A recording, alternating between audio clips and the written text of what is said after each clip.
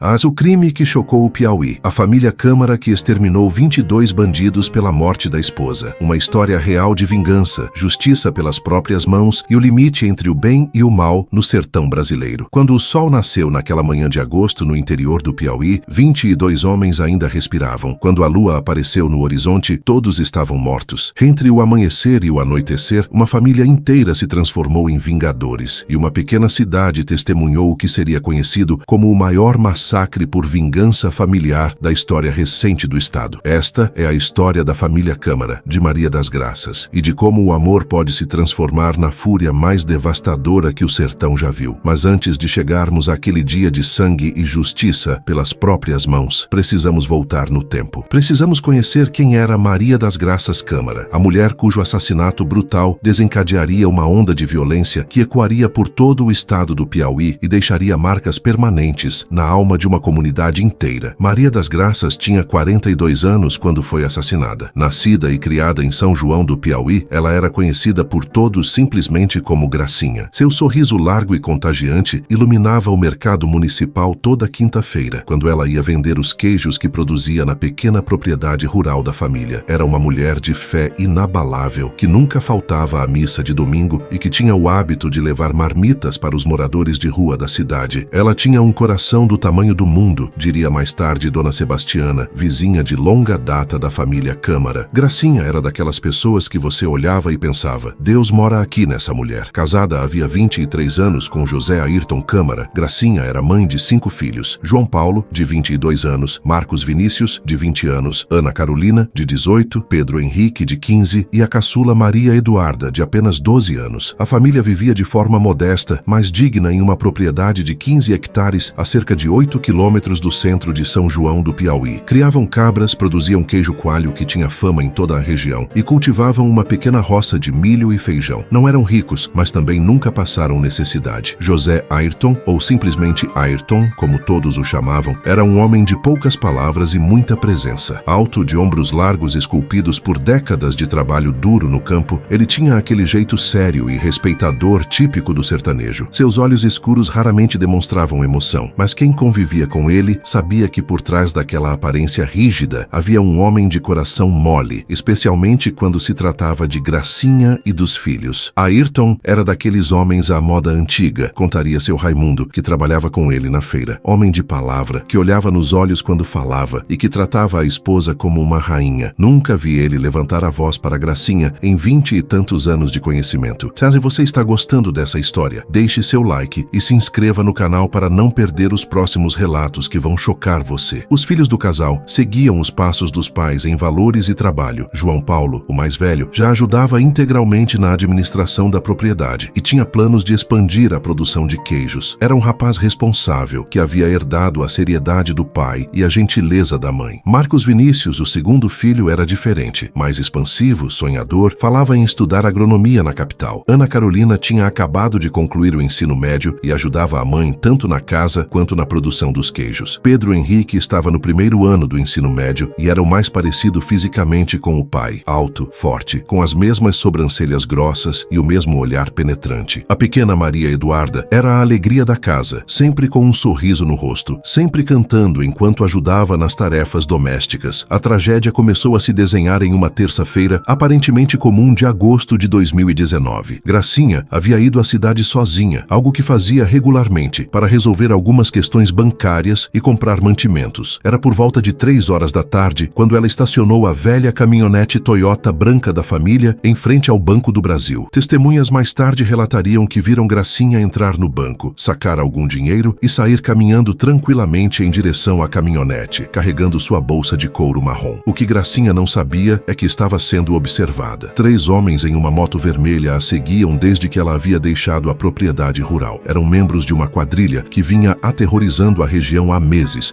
especializada em sequestros relâmpago e roubos a propriedades rurais. Liderados por um criminoso conhecido como Cicatriz, devido a uma grande marca que cortava seu rosto do olho esquerdo até o queixo, o grupo era formado por cerca de 25 homens, a maioria com passagens pela polícia e alguns até com mandados de prisão em aberto. Quando Gracinha colocou a chave na porta da caminhonete, os 3 homens agiram. Desceram rapidamente da moto. Um deles apontou uma arma para a cabeça dela, outro arrancou a bolsa de suas mãos e o terceiro assumiu o volante da caminhonete. Testemunhas relataram ouvir Gracinha gritar, pedir para levarem tudo, mas não levarem ela, dizer que tinha filhos em casa esperando, mas os criminosos não deram ouvidos. Em questão de segundos, Gracinha foi forçada a entrar na caminhonete. O bandido assumiu a direção e os veículos desapareceram na poeira da estrada que levava para fora da cidade. Dona Marinalva, que trabalhava na loja de tecidos em frente ao banco, presenciou tudo. Foi muito rápido, ela diria mais tarde à polícia com lágrimas nos olhos. Gracinha tentou resistir, tentou gritar por ajuda, mas eles foram brutais. Jogaram ela dentro da caminhonete como se fosse um saco de batatas. Eu fiquei paralisada de medo, não consegui fazer nada. Quando consegui reagir e peguei meu celular para ligar para a polícia, eles já tinham sumido. A notícia do sequestro de Gracinha se espalhou pela cidade com a velocidade de um incêndio na caatinga seca. Alguém ligou para a propriedade dos Câmara e foi João Paulo quem atendeu. O que ele ouviu fez seu sangue gelar. Sequestraram sua mãe na frente do banco, levaram ela e a caminhonete. João Paulo largou o telefone e correu para contar ao pai que naquele momento consertava uma cerca nos fundos da propriedade. Marcos Vinícius, que estava próximo alimentando as cabras, ouviu o grito desesperado do irmão e veio correndo também. Ayrton ouviu a notícia em silêncio. Sua mandíbula se contraiu, as veias do pescoço saltaram, mas ele não disse uma palavra. Apenas largou a ferramenta que segurava, caminhou até a casa com passadas largas e determinadas e pegou sua espingarda calibre 12 que ficava guardada atrás da porta do quarto. João Paulo e Marcos Vinícius o seguiram, ambos com rostos pálidos de pânico e medo. "Pai, o que você vai fazer?" perguntou João Paulo, mas Ayrton não respondeu. Seus olhos fixos, sua expressão de granito, diziam tudo. "Reúnam seus irmãos, todos." Agora foi tudo que Ayrton disse, com uma voz tão baixa e controlada que era mais assustadora do que se ele estivesse gritando. Enquanto isso, na delegacia de São João do Piauí, o delegado Antônio Firmino recebia a denúncia do sequestro. Firmino era um homem experiente, com 15 anos de polícia civil, mas mesmo ele ficou preocupado com aquele caso. Ele conhecia a reputação da quadrilha do Cicatriz. Sabia que eram violentos, impiedosos e que já tinham deixado um rastro de vítimas pelo interior do estado. "Precisamos agir rápido", disse ele para seus investigadores. "Essa quadrilha não brinca em serviço. Se não encontrarmos essa mulher nas próximas horas, as chances de encontrá-la viva diminuem drasticamente." Blitz foram montadas nas principais saídas da cidade. A polícia militar foi acionada. Um helicóptero da Polícia Civil, com base em Teresina, foi requisitado. Mas o interior do Piauí é vasto, com centenas de estradas de terra, propriedades isoladas e a caatinga densa oferecendo infinitos esconderijos. Encontrar uma caminhonete branca e uma mulher sequestrada era como procurar uma agulha em um palheiro do tamanho de vários municípios. As horas passaram com uma lentidão torturante. Na casa dos Câmara, a família estava reunida na sala, em silêncio. Ana Carolina chorava baixinho, abraçada com a pequena Maria Eduarda, que não entendia completamente o que estava acontecendo, mas sentia o medo no ar. Pedro Henrique, com seus 15 anos, tentava parecer forte, mas suas mãos tremiam. João Paulo e Marcos Vinícius conversavam em voz baixa com o pai, que agora segurava a espingarda no colo, passando a mão pelo cano da arma repetidamente, como se aquilo o acalmasse. "Se acontecer alguma coisa com sua mãe", começou Ayrton, mas não conseguiu completar a frase. Pela primeira vez em décadas, seus olhos se encheram de lágrimas. Ele a segurou com toda a força de sua masculinidade sertaneja, mas todos viram, todos sentiram a dor daquele homem que estava vendo seu mundo desmoronar. Por volta das 7 da noite, o telefone da casa tocou. Todos pularam. Ayrton atendeu. Do outro lado da linha, uma voz grossa e debochada. "Seu Ayrton, temos sua mulher aqui com a gente. Se quiser ver ela viva de novo, vai precisar arranjar 50 mil reais até amanhã ao meio-dia." Ayrton apertou o telefone com tanta força que seus dedos ficaram brancos. "Não machuquem ela. Eu arranjo o dinheiro. Deixem eu falar com minha esposa." Risadas do outro lado. "Ela tá bem, né, por enquanto, mas é melhor você se apressar com esse dinheiro, viu? A mercadoria aqui tá muito bonita e meus companheiros estão ficando ansiosos." Mais risadas. E a ligação foi encerrada. Aperte o like agora se você está sentindo a tensão dessa história e quer saber o que aconteceu depois. Ayrton colocou o telefone no gancho devagar. Seu rosto estava vermelho, as veias da testa saltadas. João Paulo se aproximou. "O que eles disseram, pai?" Ayrton respirou fundo várias vezes antes de responder. "Querem 50 mil até amanhã ao meio-dia. Se não, ele não precisou completar." Todos entenderam a ameaça implícita. "Pai, a gente não tem esse dinheiro", disse Marcos Vinícius desesperado. "A gente pode vender as cabras, pegar empréstimo, falar com os vizinhos. Não vai dar tempo", cortou João Paulo. "Mesmo vendendo tudo que a gente tem, não junta essa quantia até amanhã ao meio-dia." Ayrton olhou para os filhos, depois olhou para para a espingarda em seu colo. Uma decisão estava sendo tomada por trás daqueles olhos escuros. Liguem para seus tios, para seus primos, para todos os Câmara que vocês conhecerem. Digam para virem aqui, agora, armados. A família Câmara era grande e extensa. Além de Ayrton e seus 5 filhos, havia seus 3 irmãos, Sebastião, João Batista e Pedro. Sebastião tinha 2 filhos adultos, ambos na casa dos 20 e poucos anos. João Batista tinha 3. Pedro, o mais novo dos irmãos, tinha 4. Havia também primos, sobrinhos, cunhados. Quando o chamado foi feito, quando a palavra se espalhou de que Gracinha havia sido sequestrada e que Ayrton estava convocando a família, eles vieram de cidades vizinhas, de outras propriedades rurais, das periferias urbanas. Vieram em caminhonetes, em motos, a pé, e todos vieram armados. Por volta das 10 da noite, havia 18 homens na propriedade dos Câmara, todos parentes de sangue, todos carregando armas, espingardas, revólveres, rifles de caça, facões. Estavam reunidos no terreiro, alguns sentados em bancos de madeira, outros em pé, formando um círculo ao redor de Ayrton, que estava no centro, ainda segurando sua espingarda. Vocês sabem por que eu chamei vocês aqui, começou Ayrton, sua voz firme, mas carregada de emoção. Gracinha foi levada. Aqueles animais querem dinheiro que a gente não tem, e mesmo se a gente tivesse, mesmo se a gente pagasse, vocês acham que eles iam devolver ela viva? Vocês conhecem a reputação dessa quadrilha. Eles estupram, matam, deixam os corpos jogados na caatinga para os urubus comerem. Sebastião, o irmão mais velho, deu um passo à frente. O que você está propondo, Ayrton? Ayrton olhou para o irmão, depois para cada um dos homens presentes. Eu vou atrás deles, vou encontrar minha esposa e vou matar cada um daqueles desgraçados, um por um. Não tô pedindo para ninguém vir comigo, mas se alguém quiser ajudar, ele deixou a frase no ar. Houve um momento de silêncio pesado. Então João Batista falou: Gracinha é sangue do nosso sangue, é nossa irmã, é mãe dos nossos sobrinhos. Se você vai, nós vamos com você. Um murmúrio de concordância percorreu o grupo. Mas Ayrton, continuou João Batista, como é que a gente vai encontrar eles? O Piauí é grande, eles podem estar em qualquer lugar. Foi então que Marcos Vinícius falou: eu sei onde eles estão, ou pelo menos tenho uma boa ideia. Todos os olhares se voltaram para ele. Como assim, filho? Perguntou Ayrton. Tem um cara que eu conheço, né? O Reinaldo, que trabalha no posto de gasolina na entrada da cidade. Ele tem envolvimento com essa quadrilha. Não é bandido, mas conhece eles. Já forneceu informações. Se a gente apertar ele, ele fala. Ayrton olhou para o filho com uma mistura de surpresa e orgulho sombrio. Então vamos ter uma conversa com esse Reinaldo. 15 minutos depois, 5 caminhonetes saíram da propriedade dos Câmara em comboio, levantando nuvens de poeira na estrada de terra. Dentro dos veículos, 18 homens armados e determinados, unidos por laços de sangue e por um objetivo comum: resgatar Gracinha e fazer justiça com as próprias mãos. Quando chegaram ao posto de gasolina, já passava da meia-noite. O local estava quase vazio, apenas Reinaldo e outro funcionário. Quando Reinaldo viu as caminhonetes chegarem, quando viu aquele exército de homens armados descendo dos veículos, ele tentou correr. Não chegou longe. João Paulo e 2 primos o alcançaram antes que ele chegasse aos fundos do posto. Derrubaram ele no chão e o arrastaram de volta para onde Ayrton o esperava. Reinaldo, disse Ayrton, sua voz calma, mas seus olhos queimando de fúria contida. Vou fazer uma pergunta só uma vez, e você vai responder com a verdade, porque sua vida depende disso. Onde está a quadrilha do Cicatriz? Reinaldo estava tremendo, suor escorrendo pelo rosto apesar da noite fresca. Eu não sei do que você está falando, seu Ayrton. Eu não tenho nada a ver com bandido. Ayrton fez um sinal com a cabeça. Sebastião se aproximou e encostou o cano de uma espingarda na cabeça de Reinaldo. Não tenho paciência para mentira, rapaz. Minha esposa está nas mãos daqueles animais. Você vai me dizer onde eles estão ou vai encontrar seu criador agora. O silêncio que se seguiu foi interrompido apenas pelos soluços de terror de Reinaldo. Finalmente, ele desmoronou. Eles têm um esconderijo, uma fazenda abandonada perto de Queimada Nova. É lá que eles levam as vítimas. Eu juro que eu não tenho nada a ver com isso. Eu só passo informação às vezes sobre movimento de carro, essas coisas. Eu nunca machuquei ninguém. Essa fazenda, onde exatamente? Pressionou Ayrton. Reinaldo, entre lágrimas e tremores, deu instruções detalhadas de como chegar ao local. Ficava a cerca de 40 quilômetros de São João do Piauí, uma região isolada, numa estrada de terra que poucos conheciam. A fazenda estava abandonada há anos, mas tinha uma casa-sede grande, currais e várias construções menores. Era o esconderijo perfeito. Ayrton olhou para Reinaldo com desprezo. Se você tiver mentido pra gente, se isso for uma armadilha, eu volto aqui e te mato com minhas próprias mãos. Entendeu? Reinaldo acenou com a cabeça desesperadamente. Eu tô falando a verdade, seu Ayrton. Eu juro por Deus. Ayrton fez um gesto e os homens soltaram Reinaldo, que caiu de joelhos no chão, chorando. O comboio partiu em direção à Queimada Nova. Dentro das caminhonetes, os homens verificavam sua suas armas em silêncio. Alguns rezavam baixinho, outros estavam perdidos em pensamentos sombrios sobre o que estavam prestes a fazer. Ayrton, na caminhonete da frente ao lado de João Paulo que dirigia, olhava fixamente para a estrada escura à frente, iluminada apenas pelos faróis. Sua mente estava cheia de imagens de Gracinha, seu sorriso, sua risada, a forma como ela cantarolava enquanto fazia queijo, como ela abraçava os filhos, como ela o olhava com aquele amor incondicional, mesmo depois de tantos anos juntos. Pai, disse João Paulo, quebrando o silêncio, se a gente fizer isso, se a gente matar todos eles, a gente vai preso. A gente sabe disso, né? Ayrton não tirou os olhos da estrada. Prefiro passar o resto da minha vida na cadeia do que viver sabendo que eu não fiz nada enquanto eles machucavam sua mãe. Algumas coisas são mais importantes que a liberdade, filho. Família é uma delas. Se essa narrativa está te prendendo, não esquece de deixar seu like e se inscrever no canal. A história só fica mais intensa a partir daqui. Eram quase 2 da manhã quando o comboio chegou à região indicada por Reinaldo. As caminhonetes foram estacionadas a cerca de 1 quilômetro da fazenda, escondidas atrás de uma elevação do terreno e da vegetação densa da caatinga. Os homens desceram em silêncio e se reuniram para traçar um plano. Sebastião, que tinha servido o exército na juventude, assumiu naturalmente o papel de estrategista. A gente não pode chegar atirando. Primeiro, porque podemos acertar a Gracinha. Segundo, porque não sabemos quantos homens tem lá dentro. A gente precisa de reconhecimento. 3 homens foram designados para se aproximar da fazenda e observar. Eles voltaram meia hora depois com informações cruciais. Havia luz acesa na casa sede, podiam ver sombras de várias pessoas se movendo e havia 3 homens fazendo guarda do lado de fora, armados. A caminhonete branca de Gracinha estava estacionada ao lado da casa, confirmando que estavam no lugar certo. O plano foi traçado. Eles se dividiriam em 3 grupos. O primeiro grupo, liderado por Sebastião, se aproximaria pela lateral esquerda e neutralizaria os guardas. O segundo grupo, liderado por João Batista, cercaria a casa pela direita. O terceiro grupo, liderado por Ayrton, permaneceria na frente, pronto para entrar assim que os guardas fossem neutralizados. O objetivo era claro: resgatar Gracinha e não deixar nenhum dos bandidos escapar. Enquanto os homens se posicionavam, movendo-se pela caatinga com cuidado para não fazer barulho, Ayrton pensava em sua esposa. Estaria ela ainda viva? Teriam eles a machucado? O pensamento era insuportável. Ele apertou com mais força o cabo da espingarda, sentindo uma mistura de medo e raiva como nunca havia sentido antes em sua vida. Sebastião e seu grupo se aproximaram dos guardas com perícia, usando a vegetação como cobertura. Quando estavam a cerca de 20 metros, um dos guardas notou um movimento. "Quem tá aí?" ele gritou, levantando sua arma. Não houve resposta verbal, mas houve o estampido ensurdecedor de uma espingarda, e o guarda caiu para trás, morto antes de tocar o chão. Os outros 2 guardas tentaram reagir, mas foram abatidos em segundos por uma saraivada de tiros vindos de múltiplas direções. O elemento surpresa estava perdido. Dentro da casa, os bandidos perceberam que estavam sob ataque. Gritos, correria, o som de pessoas se armando e se posicionando. Janelas foram quebradas e canos de armas começaram a aparecer, abrindo fogo contra as sombras na escuridão. O que se seguiu foi um tiroteio que durou quase 1 hora. Os bandidos estavam entrincheirados dentro da casa, com boa cobertura. Mas os homens da família Câmara tinham a vantagem dos números e da posição. Eles cercaram a casa completamente, atirando de todas as direções, não dando chance dos bandidos fugirem ou contra-atacarem efetivamente. Dentro da casa, o caos era absoluto. Cicatriz gritava ordens, tentando organizar seus homens, mas era inútil. Eles estavam encurralados. Cada tentativa de sair da casa era recebida com uma chuva de tiros. 3 bandidos tentaram fugir pelos fundos e foram abatidos antes de correrem 20 metros. Outros tentaram negociar, gritando que liberariam a refém se pudessem sair com vida. A resposta de Ayrton foi clara: "Vocês todos vão morrer hoje." Conforme o tempo passava, os tiros de dentro da casa começaram a diminuir. Os bandidos estavam ficando sem munição, ou eram feridos ou mortos. Por volta das 4 da manhã, quando o silêncio finalmente caiu sobre a fazenda, Ayrton deu a ordem para entrarem. Com cautela extrema, armas em riste, os homens da família Câmara invadiram a casa. A cena dentro era de carnificina. Corpos espalhados pelo chão, sangue nas paredes, o cheiro de pólvora e morte no ar. Contaram 19 corpos de bandidos. Alguns ainda respiravam, feridos gravemente. Os homens da família Câmara não tiveram piedade. Ayrton pessoalmente executou cada um dos feridos com um tiro na cabeça. "Onde está minha esposa?" ele gritava, enquanto caminhava pelos cômodos da casa. "Onde está Gracinha?" Foi Pedro Henrique, o filho de 15 anos que havia insistido em vir, apesar das objeções do pai, quem encontrou a mãe. Ela estava em um quarto nos fundos da casa, amarrada a uma cadeira, amordaçada, com marcas de espancamento no rosto e no corpo, mas estava viva. Quando Pedro retirou a mordaça e desamarrou as cordas, Gracinha desabou em soluços, abraçando o filho com toda a força que ainda tinha. Ayrton entrou no quarto e quando viu a esposa viva, seus joelhos fraquejaram. Ele caiu de joelhos na frente dela, largando a espingarda, e a abraçou como se quisesse fundi-la com ele, protegê-la para sempre. Gracinha, minha Gracinha, você tá viva. Graças a Deus você tá viva. Ambos choravam e ao redor deles, os filhos e os outros homens da família, muitos deles também com lágrimas nos olhos, apesar de toda a violência que acabavam de cometer. Mas a noite ainda não havia terminado. Conforme revistavam a fazenda, encontraram 3 bandidos escondidos em um dos currais. Eles se renderam imediatamente, implorando por suas vidas. Um deles era o próprio Cicatriz, o líder da quadrilha. Ele estava ferido no ombro, sangrando abundantemente, mas consciente. Trouxeram os 3 para o terreiro em frente à casa. Gracinha, agora um pouco recuperada e sentada na caminhonete abraçada com Ana Carolina e Maria Eduarda, olhou para os homens que a haviam sequestrado e torturado, especialmente para Cicatriz. Foi você, ela disse, sua voz tremendo, mas com uma força surpreendente. Você que deu as ordens. Você que disse para os seus homens me baterem. Você que ria enquanto eles me machucavam. Cicatriz tentou falar, começou a dizer algo sobre estar apenas fazendo um trabalho, que não era nada pessoal, mas suas palavras morreram quando Ayrton se aproximou dele. Nada pessoal? Repetiu Ayrton, sua voz perigosamente baixa. Você sequestrou minha esposa. Você a machucou. Você ia matá-la. E você diz que não é nada pessoal. O que aconteceu a seguir seria motivo de debate moral por anos nos botecos, igrejas e praças de São João do Piauí e região. Ayrton, com a concordância silenciosa de todos os homens presentes, executou Cicatriz e os outros 2 bandidos ali mesmo, no terreiro daquela fazenda abandonada. Não foi rápido, não foi indolor. Foi um ato de vingança pura, crua, primitiva. Foi justiça do sertão, justiça de sangue, o tipo de acerto de contas que acontecia antes de existirem leis, tribunais e prisões. Quando o sol nasceu naquela manhã, 22 homens estavam mortos. Toda a quadrilha do Cicatriz havia sido exterminada. Nenhum membro da família Câmara havia sido morto. Apenas 3 deles tinham ferimentos leves de bala de raspão. Gracinha estava viva, traumatizada, mas viva, cercada por sua família que havia atravessado o inferno para trazê-la de volta. Mas e agora? O que fazer com 22 corpos? Como explicar para as autoridades? Ayrton reuniu os homens. Nós vamos nos entregar, ele disse. Nós fizemos o que precisava ser feito. Salvamos Gracinha. Acabamos com essa quadrilha que vinha aterrorizando a região há meses. Agora vamos encarar as consequências como homens. Houve murmúrios de discordância. Alguns sugeriram enterrar os corpos, limpar a cena, fingir que nada havia acontecido. Mas Ayrton foi irredutível. Não vou viver como foragido. Não vou viver me escondendo. Eu fiz o que qualquer pai, qualquer marido faria. Vou olhar nos olhos do juiz e dizer exatamente isso. Por volta das 7 da manhã, o comboio da família Câmara chegou à delegacia de São João do Piauí. 18 homens armados desceram das caminhonetes e entraram na delegacia, liderados por Ayrton. O delegado Antônio Firmino estava começando seu expediente quando viu aquele exército entrar. Sua mão foi instintivamente para a arma no coldre, mas Ayrton levantou as mãos. Calma, delegado. Nós viemos nos entregar. A quadrilha do Cicatriz está morta. Todos eles. E nós fomos nós que matamos. O delegado ficou em choque. Como assim todos? Quantos? 22, respondeu Ayrton simplesmente. Eles sequestraram minha esposa. Iam matar ela. Nós fomos buscá-la. Teve tiroteio. No final, todos eles morreram. Minha esposa tá viva. Tá na caminhonete lá fora com meus filhos. A delegacia virou um caos. Outros policiais foram chamados. Reforços da polícia militar chegaram em minutos. As armas da família Câmara foram confiscadas. Uma equipe da perícia foi despachada imediatamente para a fazenda abandonada para confirmar a história e fazer o levantamento da cena do crime. O delegado Firmino estava dividido entre o choque profissional diante de um massacre daquelas proporções e um certo alívio secreto de que uma quadrilha que vinha aterrorizando a região havia sido eliminada. Ele mandou trazer Gracinha para dentro da delegacia para prestar depoimento. Quando ela entrou, ainda tremendo, com as roupas rasgadas e manchadas de sangue, com hematomas visíveis no rosto e nos braços, até o policial mais endurecido sentiu um aperto no coração. Gracinha contou tudo. Como havia sido sequestrada em plena luz do dia na frente do banco. Como foi levada para aquela fazenda. Como foi espancada quando tentou resistir. Como os bandidos riam enquanto discutiam o que fariam com ela depois que recebessem o resgate. Como ela tinha certeza de que seria morta mesmo se a família pagasse o dinheiro exigido. Eles não tinham alma, ela disse, as lágrimas escorrendo pelo rosto machucado. Falavam de matar como quem fala de matar uma galinha para o almoço. Eles iam me matar, matar, delegado. Tenho certeza disso. Se meu marido e minha família não tivessem vindo me buscar, eu estaria morta agora. O depoimento de Gracinha foi fundamental. Combinado com o histórico criminal da quadrilha do Cicatriz, que incluía pelo menos 6 homicídios confirmados, 3 casos de estupro, dezenas de roubos e sequestros, começou a se formar uma narrativa que seria crucial nos acontecimentos posteriores. A família Câmara não havia cometido assassinatos a sangue frio, mas sim uma operação de resgate que resultou em legítima defesa em um tiroteio. Claro que não era bem assim tão simples. Os 3 últimos bandidos, incluindo Cicatriz, haviam sido executados depois de se renderem. Isso complicava a narrativa da legítima defesa. Mas havia também o fator emocional, o trauma, o estado de espírito alterado de homens que acabavam de resgatar uma mãe, esposa e irmã das mãos de criminosos brutais. Enquanto isso, na cidade, a notícia se espalhava como fogo. São João do Piauí é uma cidade pequena, onde todos conhecem todos, e em questão de horas, todo mundo sabia o que havia acontecido. As reações eram mistas, mas predominantemente favoráveis à família Câmara. Eles fizeram o que a polícia deveria ter feito há meses, dizia seu Raimundo na feira. Essa quadrilha vinha aterrorizando a gente, roubando, matando e ninguém fazia nada. Os Câmara tiveram coragem de fazer justiça, mas havia também vozes discordantes. Padre Antônio, da Igreja Matriz, pregou no domingo seguinte sobre a importância do perdão e dos perigos da vingança. Eu entendo a dor deles, entendo que agiram no desespero de salvar um ente querido, mas tirar 22 vidas, não importa de quem sejam, isso deixa marcas na alma. Isso muda quem somos. Não podemos permitir que a violência seja respondida com mais violência, senão entramos num ciclo sem fim. A promotora de justiça, doutora Mariana Soares, também estava em uma posição difícil. Por um lado, havia claramente crimes cometidos pela família Câmara, formação de milícia privada, homicídios múltiplos, execuções. Por outro lado, havia o contexto, uma família desesperada tentando salvar um membro das garras de uma quadrilha notoriamente violenta, em uma região onde a presença policial era limitada e a criminalidade crescente. Não vai sair dessa história sem saber o final. Deixa aquele like para fortalecer o canal e continua com a gente. A perícia confirmou que houve de fato um tiroteio prolongado. 19 dos 22 bandidos morreram durante o confronto, feridos por disparos de múltiplas armas. 3 morreram depois, executados, mas havia evidências de que pelo menos um deles ainda estava armado quando foi morto. A situação legal era complexa, uma zona cinzenta entre legítima defesa, excesso de legítima defesa e homicídio qualificado. Ayrton e os outros 17 homens foram presos preventivamente. A notícia da prisão gerou indignação na população de São João do Piauí. No dia seguinte, mais de 1000 pessoas se reuniram em frente à delegacia em protesto, exigindo a liberação da família Câmara. Cartazes diziam: heróis não criminosos, justiça para quem fez justiça, Câmara salvadores de família. A manifestação foi pacífica, mas barulhenta, com pessoas cantando, rezando e dando depoimentos sobre como a quadrilha do Cicatriz havia afetado suas vidas. Dona Sebastiana, vizinha dos Câmara, subiu em um caixote e falou para a multidão, sua voz embargada: eu conheço a família Câmara há 30 anos. São pessoas de bem, trabalhadores honestos, nunca fizeram mal a ninguém. O Ayrton só fez o que qualquer um de nós faria se alguém tocasse na nossa família. Ele não é criminoso, ele é um pai, um marido que protegeu os seus e agora querem prender ele, enquanto os verdadeiros bandidos ficavam soltos por aí, fazendo o que queriam. A pressão popular crescia. Jornalistas de Teresina e até de outros estados começaram a chegar para cobrir o caso. A história ganhou as manchetes nacionais. Família extermina a quadrilha inteira para resgatar mãe no Piauí. O caso dividia opiniões em todo o país. Nas redes sociais, hashtags como Gil Justiça para a Câmara e Gil Família antes do Estado viralizavam. Especialistas em direito penal debatiam nos programas de televisão. Alguns argumentavam que era um caso claro de legítima defesa e que a família deveria ser absolvida. Outros diziam que, independente do contexto, 22 mortes não podiam ficar impunes, que isso criaria um precedente perigoso onde qualquer um poderia fazer justiça com as próprias mãos. Na prisão, Ayrton e seus familiares mantinham a cabeça erguida. Eles não se arrependiam do que fizeram. Se voltasse tudo de novo, disse Ayrton em uma entrevista concedida do presídio, eu faria exatamente a mesma coisa. Minha esposa estava em perigo, meus filhos estavam desesperados. A polícia não tinha como chegar a tempo. Eu tinha 2 escolhas: esperar e provavelmente enterrar minha esposa no dia seguinte ou agir. Eu agi e Gracinha tá viva por causa disso. João Paulo, o filho mais velho, também deu seu depoimento. As pessoas precisam entender que aquela quadrilha não era brincadeira. Eles já tinham matado 6 pessoas que a gente saiba. Provavelmente muito mais que não foram descobertas. Eles estupravam mulheres. Eles eram animais e estavam com minha mãe. O que vocês queriam que a gente fizesse? Ficasse de braços cruzados? A audiência de custódia aconteceu uma semana depois da prisão. O Fórum de São João do Piauí estava lotado. Dezenas de pessoas do lado de fora, a imprensa presente em peso, câmeras, microfones. Dentro, a juíza doutora Helena Cristina tinha uma das decisões mais difíceis de sua carreira nas mãos. Gracinha estava presente, sentada na primeira fila, cercada pelos filhos. Ela havia se recuperado fisicamente das agressões, mas as marcas psicológicas eram evidentes. Ela tremia quando muitas pessoas se aproximavam. Tinha pesadelos todas as noites, mas ela estava ali, firme, para apoiar o marido e os outros homens da família que haviam arriscado tudo para salvá-la. A promotora doutora Mariana Soares fez sua argumentação. Ela reconheceu o contexto, reconheceu que a família agiu para salvar Gracinha, mas argumentou que a execução dos 3 últimos bandidos caracterizava excesso de legítima defesa e que, portanto, os homens deveriam permanecer presos até o julgamento. Não podemos permitir que a população faça justiça com as próprias mãos, ela disse. Se permitirmos isso, voltaremos à lei do mais forte, à barbárie. Temos leis, temos instituições e elas precisam ser respeitadas. O advogado de defesa, doutor Roberto Carvalho, que havia aceitado o caso pro bono devido à repercussão e também por acreditar na causa, contra-argumentou apaixonadamente. A legítima defesa não termina quando o agressor levanta as mãos, excelência. A legítima defesa continua enquanto houver ameaça. E aqueles 3 homens, mesmo rendidos, continuavam sendo uma ameaça. Eles eram parte de uma quadrilha que já havia demonstrado que não respeitava a vida humana. Meus clientes agiram no calor do momento, sob extremo estresse emocional, após terem acabado de encontrar a esposa e mãe deles amarrada, espancada, traumatizada. Eles não são criminosos, são heróis que fizeram o que o Estado não conseguiu fazer, proteger uma família inocente. A juíza ouviu os argumentos em silêncio, tomando notas. Depois, pediu para falar com Ayrton diretamente. Senhor José Ayrton Câmara, o senhor tem algo a declarar? Ayrton se levantou. Ele estava mais magro, a barba por fazer, mas seus olhos continuavam firmes. Excelência, eu não sou um homem violento, nunca fui. Trabalhei a vida inteira honestamente. Criei meus filhos para serem pessoas de bem, mas quando tocaram na minha família, quando levaram minha esposa, quando eu imaginei o que podiam estar fazendo com ela, eu fiz o que qualquer homem faria. Eu protegi os meus. Se isso me faz criminoso aos olhos da lei, então que assim seja. Mas aos olhos de Deus e aos meus próprios olhos eu fiz o certo. O silêncio que seguiu foi denso. Gracinha chorava baixinho. Maria Eduarda, a filha mais nova, segurava a mão da mãe com força. A juíza olhou para Ayrton por um longo momento, depois para Gracinha, depois para os outros 17 homens da família Câmara que aguardavam sua decisão. A decisão desta corte, começou a juíza doutora Helena Cristina, e todos prenderam a respiração. É conceder liberdade provisória aos réus mediante pagamento de fiança simbólica e compromisso de comparecimento a todos os atos processuais. Reconheço que há elementos de legítima defesa no caso, embora também haja questões que precisam ser esclarecidas no julgamento. Não vejo necessidade de manter estes homens presos preventivamente, especialmente considerando que não representam perigo para a sociedade e que suas famílias precisam deles. Um rugido de aprovação explodiu no fórum. Pessoas choravam, abraçavam-se, aplaudiam. Do lado de fora, quando a notícia chegou, a multidão que esperava irrompeu em gritos de alegria e celebração. Fogos de artifício foram soltos. A família Câmara estava livre, ao menos temporariamente. Estamos chegando no momento mais emocionante. Deixa o like ativado e compartilha essa história incrível. Nos meses que se seguiram, enquanto o processo tramitava na justiça, a vida começou a voltar ao normal para a família Câmara, embora um novo normal, marcado para sempre pelos eventos daquela noite. Gracinha fazia terapia semanal para lidar com o trauma. Ela tinha dificuldade para sair sozinha, sofria de ansiedade, mas aos poucos, com o apoio da família e da comunidade, ia se recuperando. A propriedade rural continuava funcionando. Os queijos de Gracinha voltaram a ser vendidos na feira, embora agora fossem Ana Carolina e João Paulo quem os levassem, pois Gracinha ainda não tinha coragem de ir à cidade sozinha. Mas ela continuava produzindo, porque aquele trabalho a ajudava, dava-lhe um propósito, uma rotina que a mantinha focada. Ayrton voltou ao trabalho também, mas estava diferente, mais quieto, mais introspectivo. À noite, ele tinha pesadelos com a fazenda abandonada, com os tiroteios, com os rostos dos homens que ele havia matado. Ele não falava sobre isso com ninguém, nem mesmo com Gracinha, mas ela sabia. Ela via nos olhos dele, via como ele às vezes ficava olhando para o nada, perdido em memórias que não queria ter. Os filhos também carregavam suas próprias marcas. João Paulo desenvolveu uma hipervigilância, sempre atento, sempre verificando as portas, as janelas. Marcos Vinícius abandonou os planos de de ir para a capital estudar agronomia, decidindo ficar perto da família. Pedro Henrique, que tinha apenas 15 anos quando participou do resgate, ficou mais sério, perdeu algo da inocência própria da idade. E Maria Eduarda, a caçula, passou meses tendo medo de dormir sozinha, sempre querendo estar perto da mãe. Mas eles estavam juntos e estavam vivos, e isso, no fim das contas, era o que importava. O julgamento aconteceu um ano depois dos eventos. Foi um dos julgamentos mais esperados na história do Piauí. O tribunal estava lotado, jornalistas de todo o país estavam presentes. Do lado de fora, centenas de pessoas se reuniram em apoio à família Câmara. O júri popular foi selecionado cuidadosamente. 7 pessoas comuns de São João do Piauí e região, que teriam que decidir o destino de 18 homens acusados de homicídio múltiplo. A promotoria argumentou por 3 dias, apresentando evidências, fotos da cena do crime, perícias balísticas. O advogado de defesa também teve seus 3 dias, apresentando o histórico da quadrilha do Cicatriz, os depoimentos das vítimas anteriores, o trauma de Gracinha, o contexto de desespero e legítima defesa. Gracinha subiu ao banco de testemunhas. Foi o momento mais emocionante do julgamento. Ela contou com voz firme, mas emocionada, tudo o que havia passado. Descreveu o sequestro, o terror que sentiu, as agressões, a certeza de que morreria. Aqueles homens não tinham humanidade, ela disse, olhando diretamente para os jurados. Eles riam da minha dor. Diziam que depois que meu marido pagasse o resgate, eles iam se divertir comigo e depois me matar. Eu ia morrer naquela fazenda. Tenho certeza absoluta disso. Meu marido e minha família me salvaram. Eles não são assassinos, são meus salvadores. Ayrton também depôs. Ele falou como homem simples do campo que era, sem rodeios, sem tentar embelezar ou justificar além do necessário. Eu fiz o que tinha que ser feito. Minha esposa estava em perigo. Eu não ia ficar em casa esperando eles matarem ela. Fui buscar. Teve tiroteio. Eles atiraram primeiro. A gente revidou. No final, eles estavam mortos e minha esposa estava viva. Foi isso que aconteceu. E se tivesse que escolher de novo, eu escolheria salvar minha esposa todas as vezes. As testemunhas de defesa foram numerosas. Vizinhos, amigos, pessoas da comunidade que atestaram o caráter da família Câmara, que falaram sobre como eram pessoas de bem, trabalhadoras, honestas. Outras vítimas da quadrilha do Cicatriz também depuseram, contando seus próprios traumas, validando o quão perigosos e brutais aqueles criminosos eram. A promotora, em suas alegações finais, reconheceu as dificuldades do caso. Eu entendo a dor desta família. Eu entendo que agiram no desespero. Mas, senhores jurados, nós não podemos permitir que as pessoas façam justiça com as próprias mãos. 3 homens foram executados depois de se renderem. Isso não é legítima defesa. Isso é vingança. E por mais compreensível que seja, não podemos legitimá-la. O advogado de defesa, Dr. Roberto Carvalho, encerrou com uma fala que muitos presentes diriam depois que foi a melhor alegação que já haviam ouvido em suas vidas. Senhores jurados, vocês têm em suas mãos o poder de decidir o destino de 18 homens. 18 pais, irmãos, filhos, que em uma noite de desespero absoluto fizeram o que qualquer um de nós faria. Protegeram sua família. A promotoria fala em justiça pelas próprias mãos. Mas eu pergunto, onde estava a justiça do Estado quando esta família precisou? Onde estava a polícia quando Gracinha foi sequestrada? Onde estava o sistema quando a quadrilha do Cicatriz aterrorizava a região há meses? Estes homens não agiram porque queriam, agiram porque precisaram. E o resultado foi que uma mulher inocente está viva hoje e uma quadrilha de criminosos brutais não pode mais fazer mal a ninguém. Vocês vão condenar heróis? Ou vão reconhecer que, em circunstâncias extremas, pessoas comuns são capazes de atos extraordinários para proteger quem amam? O júri se retirou para deliberar. Passaram-se 4 horas angustiantes. A família Câmara esperava, agarrada uns aos outros, rezando. Gracinha tinha um rosário nas mãos, passando as contas repetidamente, murmurando preces. Ayrton estava quieto, olhando para o chão, preparado mentalmente para o pior. Quando o júri retornou, o silêncio no tribunal era absoluto. O presidente do júri, um senhor de 60 anos chamado Francisco, que tinha uma pequena mercearia na cidade, ficou de pé. A juíza perguntou: o júri chegou a um veredicto? Sim, excelência. Qual o veredicto do júri popular quanto aos crimes de homicídio qualificado? Francisco respirou fundo e leu do papel em suas mãos. O júri decidiu por unanimidade absolver todos os réus por reconhecer a legítima defesa e o estado de extrema necessidade emocional. O tribunal explodiu. Gritos, choros, abraços. Gracinha desabou nos braços de Ayrton, soluçando de alívio. Os filhos se abraçavam, chorando. Os outros 17 homens da família livres se abraçavam também, alguns caindo de joelhos, outros erguendo os braços para o céu em agradecimento. Do lado de fora, quando a notícia chegou, a multidão entrou em êxtase. Fogos de artifício, buzinas, gritos de alegria. A família Câmara estava livre. O oficialmente absolvida. O sistema de justiça, através do júri popular, havia reconhecido que, naquelas circunstâncias extremas, eles haviam feito o que era necessário. Que final emocionante! Se você chegou até aqui, deixa aquele like maroto e se inscreve no canal porque tem muitas histórias incríveis chegando. Mas a história não termina no tribunal. Termina meses depois, em uma manhã tranquila, na propriedade rural da família Câmara. Gracinha está na cozinha fazendo queijo, seu cabelo preso em um lenço colorido, cantarolando baixinho uma música que tocava no rádio. Pela janela, ela pode ver Ayrton consertando uma cerca, João Paulo e Marcos Vinícius alimentando as cabras, Pedro Henrique voltando da escola na garupa da bicicleta de um amigo e Maria Eduarda brincando com o cachorro no terreiro. É uma cena comum, cotidiana, quase banal, mas para Gracinha é o paraíso, é a vida, é ter sua família ao redor, segura, junta. Ela para por um momento, as mãos ainda na massa do queijo e olha pela janela com lágrimas nos olhos. Lágrimas de gratidão, de alívio, de amor. Ayrton nota a esposa parada na janela e acena para ela. Gracinha acena de volta, sorrindo. Aquele sorriso largo e contagiante que todos na cidade conheciam, que havia sumido por um tempo, mas que agora estava de volta, ainda que um pouco diferente, um pouco mais cansado, mas genuíno. A comunidade de São João do Piauí nunca esqueceu o que aconteceu. A história da família Câmara se tornou lenda, contada e recontada nos botecos, nas praças, nas igrejas. Algumas pessoas a contavam como um conto de heroísmo, de uma família que enfrentou o mal e venceu. Outras a contavam como um conto de advertência, sobre os perigos da violência e da vingança. Mas todos concordavam em uma coisa: era uma história sobre amor, sobre até onde uma família pode ir para proteger os seus. O padre Antônio, que havia pregado contra a violência na época, encontrou Ayrton meses depois na missa de domingo. Eles conversaram brevemente após o culto. Eu ainda acredito que a violência gera violência, disse o padre, mas também aprendi que não posso julgar um homem por escolhas feitas em momentos que nunca vivi. Que Deus tenha misericórdia de todos nós e que nos dê sabedoria para construir um mundo onde famílias não precisem se tornar seus próprios salvadores. Ayrton acenou em concordância. Padre, eu não queria ter feito o que fiz. Eu queria que a polícia tivesse chegado a tempo, que o sistema tivesse funcionado, que minha esposa nunca tivesse sido levada, mas não foi isso que aconteceu. E quando chegou a hora de escolher entre seguir as regras e salvar minha esposa, eu escolhi ela. Sempre vou escolher ela. Os anos passaram. A propriedade da família Câmara prosperou. Com a fama trazida pelo caso, os queijos de Gracinha se tornaram conhecidos em toda a região e além. Turistas vinham de outras cidades só para comprar e conhecer a mulher cuja história havia chocado o estado. Gracinha recebia todos com gentileza, contava sua história quando perguntavam, mas preferia falar sobre seus queijos, sobre suas cabras, sobre seus netos que começaram a chegar. João Paulo se casou com uma professora da cidade e teve 2 filhos. Marcos Vinícius acabou cursando agronomia em uma faculdade próxima, estudando à distância e aplicando o conhecimento na propriedade da família. Ana Carolina se tornou enfermeira, motivada pelo trauma que viveu, querendo ajudar outras pessoas. Pedro Henrique seguiu os passos do pai e do irmão mais velho, assumindo parte da administração da propriedade. E Maria Eduarda, a caçula, cresceu para ser uma jovem forte e determinada, que dizia a quem quisesse ouvir que sua família eram seus heróis. Ayrton envelheceu com dignidade. Seus cabelos ficaram completamente brancos, sua barba também, mas ele continuava forte, trabalhando na terra todos os dias. As marcas daquela noite nunca o deixaram completamente. Ainda tinha pesadelos ocasionais, ainda via os rostos dos homens que havia matado, mas ele havia feito as pazes com suas escolhas, havia consultado psicólogos, conversado com o padre, rezado muito e havia chegado à conclusão de que, diante das mesmas circunstâncias, faria tudo de novo. Gracinha também nunca esqueceu. As cicatrizes físicas das agressões desapareceram com o tempo, mas as emocionais permaneceram. Ela ainda tinha dias difíceis, dias em que a ansiedade a consumia, dias em que as memórias eram muito vívidas, mas ela tinha sua família, tinha sua fé e tinha uma segunda chance na vida que muitas vítimas de sequestro não têm. Em uma entrevista dada 10 anos após os eventos, um repórter perguntou a Gracinha se ela conseguia perdoar os homens que a haviam sequestrado e agredido. Ela pensou por um longo momento antes de responder. Perdoar é complicado, ela disse finalmente. Eu não sei se perdoei completamente, mas eu também não carrego ódio no meu coração. Eles fizeram escolhas ruins, escolhas que levaram à destruição deles mesmos. Eu foco minha energia em ser grata pela vida que tenho, pela família que tenho, pela segunda chance que recebi. O perdão virá com o tempo, se for para vir. Mas eu não vou deixar que aqueles homens roubem mais nada de mim, nem mesmo minha paz interior. Quando perguntaram a mesma coisa para Ayrton sobre se ele se arrependia de ter matado 20 22 homens, sua resposta foi direta e sem rodeios, como sempre foi seu jeito. Arrependimento é um luxo que não posso me dar. Se eu começar a me arrepender, começar a questionar, vou enlouquecer. Eu fiz o que fiz por amor, por desespero, por necessidade. 22 homens morreram e isso pesa. Mas minha esposa está viva. Meus filhos ainda têm mãe. Meus netos conhecem a avó deles. Isso tem que significar alguma coisa. A história da família Câmara levantou debates nacionais sobre legítima defesa, sobre os limites da justiça pelas próprias mãos, sobre o papel do Estado em proteger seus cidadãos. Acadêmicos escreveram artigos, documentaristas fizeram filmes, escritores transformaram a história em romances, cada um interpretando os eventos através de suas próprias lentes morais e filosóficas. Mas no final do dia, quando o sol se põe sobre o sertão do Piauí, quando as cabras retornam para o curral e a família se reúne para o jantar, a história da família Câmara é simplesmente a história de pessoas que amam, que sofrem, que fazem escolhas difíceis em momentos impossíveis. É a história de um homem que olhou para a possibilidade de perder a mulher que amava há mais de 20 anos e decidiu que não aceitaria isso. É a história de filhos que não podiam imaginar um mundo sem sua mãe e que pegaram em armas para trazê-la de volta. É a história de irmãos, primos, tios que, quando um dos seus estava em perigo, deixaram tudo e correram para ajudar, sem hesitar, sem calcular o custo. Em última análise, é uma história sobre família, sobre os laços que nos unem, sobre até onde estamos dispostos a ir para proteger quem amamos, sobre o que significa ser leal, ser corajoso, ser humano em um mundo que às vezes parece desumano. Quando Gracinha vai dormir à noite, segura na cama ao lado de Ayrton, ouvindo sua respiração profunda, ela às vezes pensa naquela noite terrível na fazenda abandonada, pensa no medo que sentiu, na certeza de que morreria. E então pensa no som das espingardas, nos gritos, no rosto de Ayrton quando ele entrou naquele quarto e a encontrou viva. Pensa nos braços de seus filhos ao redor dela, no calor e na força daquele abraço coletivo. E ela sorri no escuro, lágrimas silenciosas escorrendo pelo rosto, porque ela está viva. Contra todas as probabilidades, apesar de tudo, ela está viva. E isso, ela pensa, é um milagre